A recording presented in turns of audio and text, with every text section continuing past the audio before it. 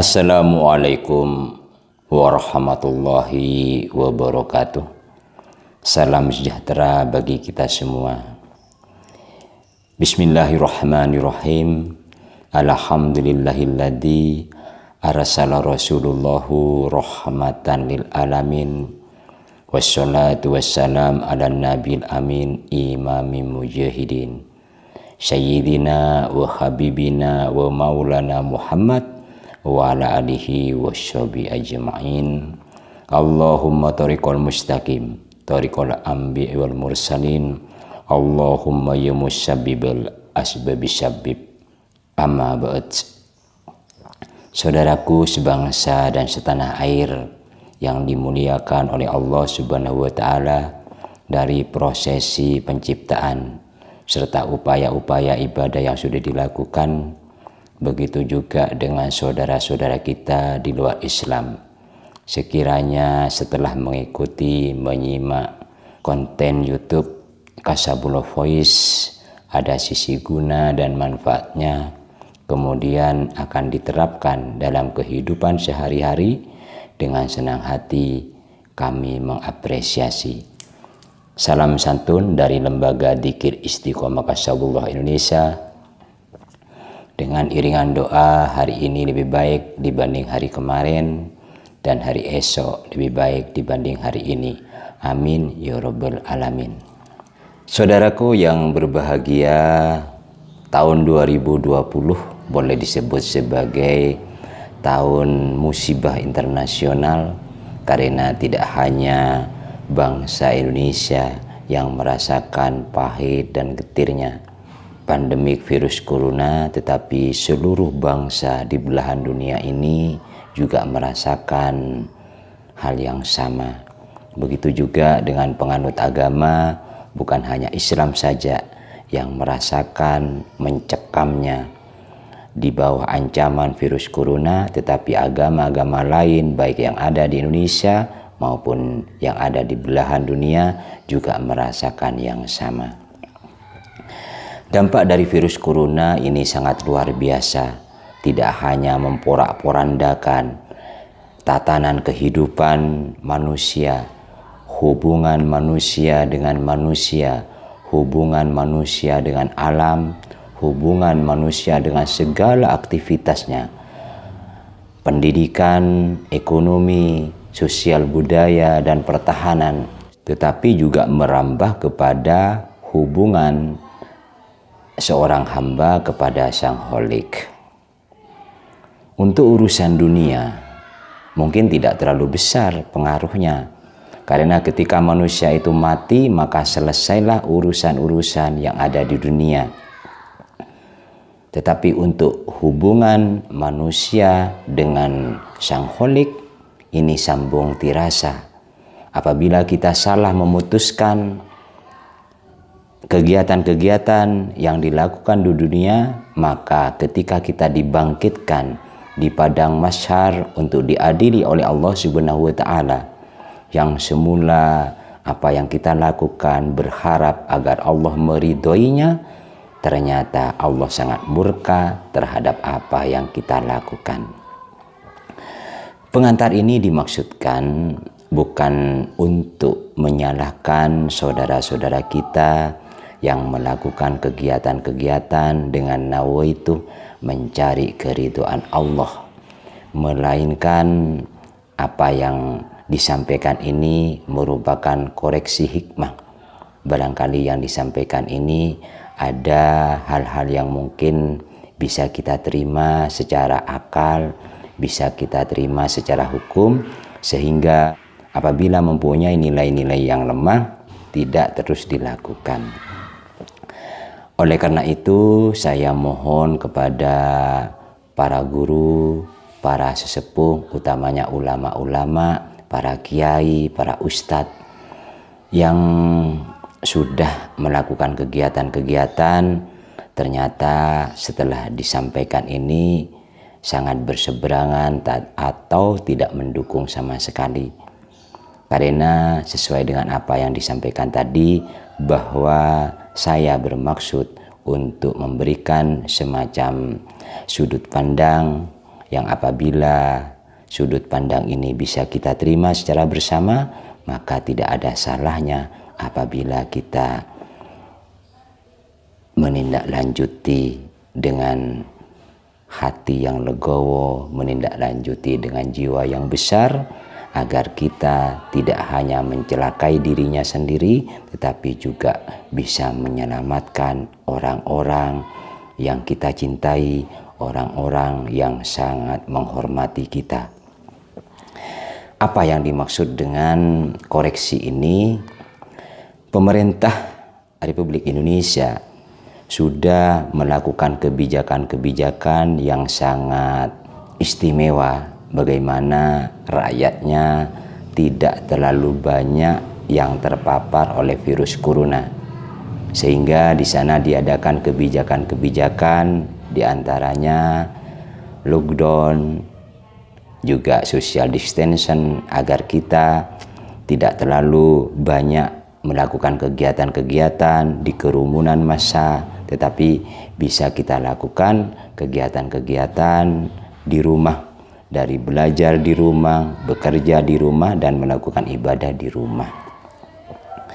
Akan tetapi himbauan pemerintah ini tidak serta-merta oleh bangsa ini diikuti dengan baik. Ada sebagian saudara-saudara kita yang tidak sejalan dengan dalih, lebih takut kepada Allah Subhanahu wa Ta'ala dibanding takut kepada virus corona. Hal-hal yang menonjol diantaranya pemerintah tidak mengharapkan kita melakukan ibadah secara berkelompok, bergerombol, atau tidak melakukan ibadah secara berjemaah. Nyatanya ada saudara-saudara kita yang tetap melakukan. Apabila yang tidak sejalan ini hanya orang-orang yang tidak mempunyai masyaril, yang tidak mempunyai jemaah, yang tidak mempunyai umat, yang tidak mempunyai murid, yang tidak mempunyai komunitas atau anggota, pengaruhnya tidak besar. Tetapi karena yang berseberangan atau tidak sejalan dengan kebijakan pemerintah itu adalah seorang kiai, seorang ulama, seorang ustadz, yang notabene di sana banyak umatnya, banyak jemaahnya, yang walaupun tanpa diminta mereka sangat menghormati, sehingga kegiatan-kegiatan yang dimaksudkan oleh pemerintah itu tidak bergeming. Nah, ketika kita memburu mengapa tetap ansih agar sholat berjemaah itu tetap diadakan, karena guru-guru kita, kiai kita berpedoman bahwa sholat berjemaah pahalanya lebih besar dibanding sholat secara mandiri. Semestinya kita semua berpikir, apabila ada keadaan daururi atau darurit semacam ini, maka masuklah kepada sholatul khauf, ya sholat yang dalam keadaan terpaksa, dalam keadaan darurat, sehingga kebiasaan-kebiasaan itu bisa kita tinggalkan dalam waktu yang relatif singkat, tidak berkesinambungan, tidak berkelanjutan. Tetapi pada saat-saat kita mengalami musibah, keadaan yang tidak mendukung, dalam sholat berjemaah itu ada tatanan yang sudah diatur oleh Rasulullah Sallallahu Alaihi Wasallam. Apa aturan Rasulullah Sallallahu Alaihi Wasallam? Apabila mengadakan sholat berjemaah, maka luruskan shaf, kemudian rapatkan shaf, karena yang tidak rapat akan disisipi, akan dimasuki oleh setan. Rasulullah menghimbau kita agar sholatnya sama dengan para malaikat yang meluruskan pundak. Kemudian Rasulullah melanjutkan, apabila menyambung shaf, maka tersambung juga dengan Allah Subhanahu wa Ta'ala, dan apabila merenggangkan shaf, maka terputuslah hubungan dengan Allah Subhanahu wa Ta'ala. Lalu bagaimana apabila kita memaksakan diri untuk mengadakan sholat berjemaah pada masa-masa pandemik ini, diberinya jarak yang relatif sekitar 1,5 sampai 2 meter, maka inilah yang perlu kita pikirkan, maka inilah yang perlu kita renungkan. Kita pahami bersama bahwa dalam Islam setidaknya ada 2 hukum yang menonjol, atau ada 2 ilmu yang menonjol.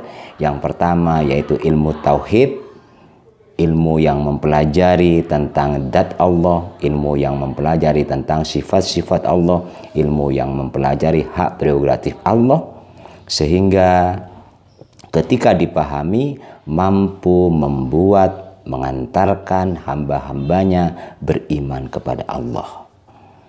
Kemudian yang kedua yaitu hukum fikih, ilmu yang mengatur tentang manusia secara pribadi, manusia dengan manusia lain, atau manusia dengan masyarakat, dan manusia dengan Tuhannya. Itulah ilmu fikih.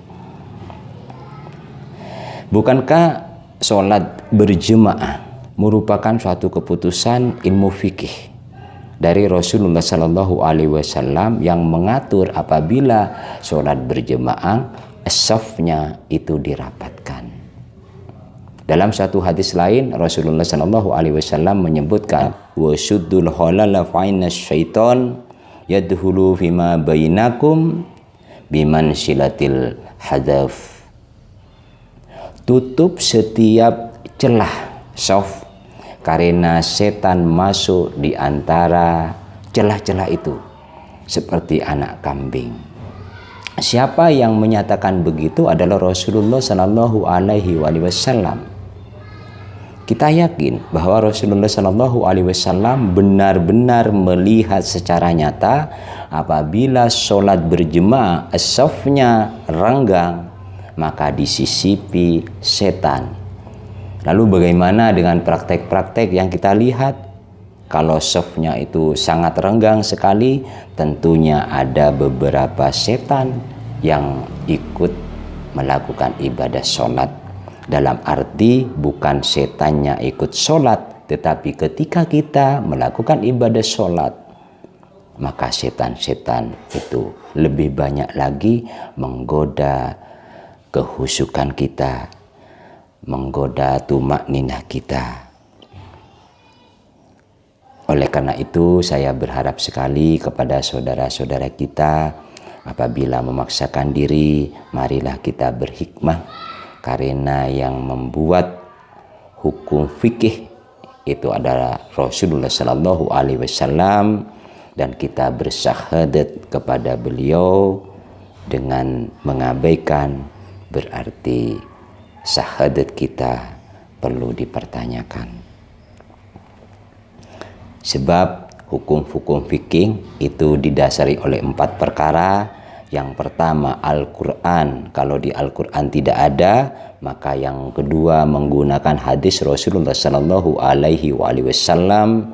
Kemudian yang kedua menggunakan ijma ulama, menggunakan qiyas usul fikih.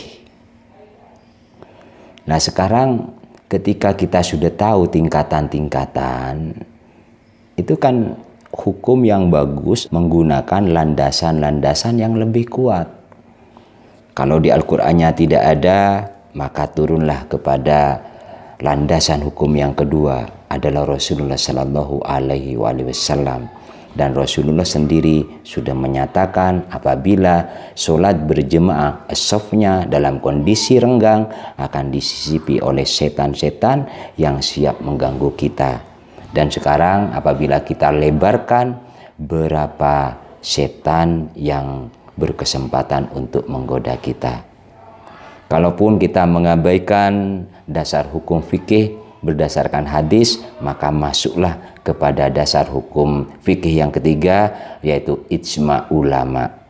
Di Indonesia ada Majelis Ulama Indonesia yang mengatur agar kita melakukan ibadah di rumah.